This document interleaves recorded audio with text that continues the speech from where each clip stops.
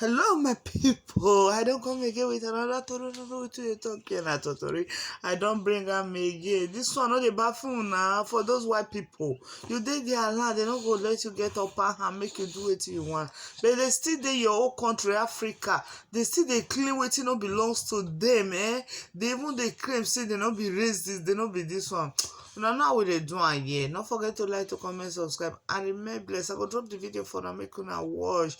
Now good morning, good afternoon, good evening, wherever you dey watch for now. Me, Mama Barcelona. Wow. A system of racially segregating black people from white people.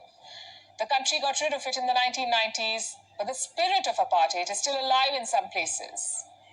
One of them is Orania, a remote town in the country's north, often called the last outpost of apartheid. Why? Because Orania is a whites-only town. Black people cannot live or work here. Every job is reserved for the whites. Every task performed by white people. And yet the residents of this town insist they're not racist. Here's a report. Welcome to Orania, a remote farming town in South Africa's Northern Cape. It prints its own money, runs its own banks, has its own holidays, and manages its own affairs. Sounds like the perfect township to relocate, right? Well, hold your horses. To enter Orania, you have to qualify on certain parameters. The foremost is the color of your skin. It has to be white, because Orania is a whites-only town. The uniqueness is too obvious to ignore. Wherever you go in this township, you will only find Afrikaners. White people with Dutch ancestry. They do all the work, from playing the piano at the church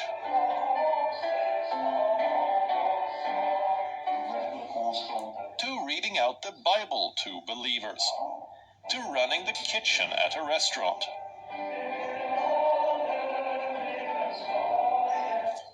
to even gardening at orchards. All jobs, big or small, are reserved for white people. But the residents of this town insist that they're not racist. We are from Africa, that's why we call ourselves Afrikaners. We want to remain here. We also want to retain our identity.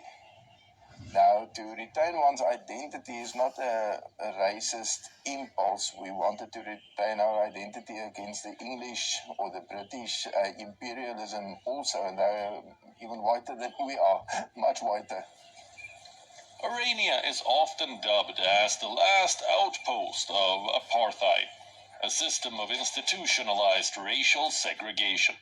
South Africa abolished apartheid in the 1990s, but the legacy lives on in Orania. In fact, the township was founded by the son-in-law of Hendrik Verwoerd, South Africa's former prime minister, who's considered to be the architect of apartheid. Verwoerd's bust lies at the museum in this township, serving as a reminder of his beliefs.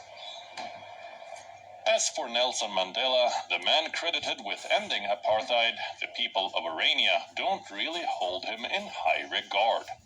I don't think that I can see him as a hero because he's part of a whole package. Mandela is part of a whole package.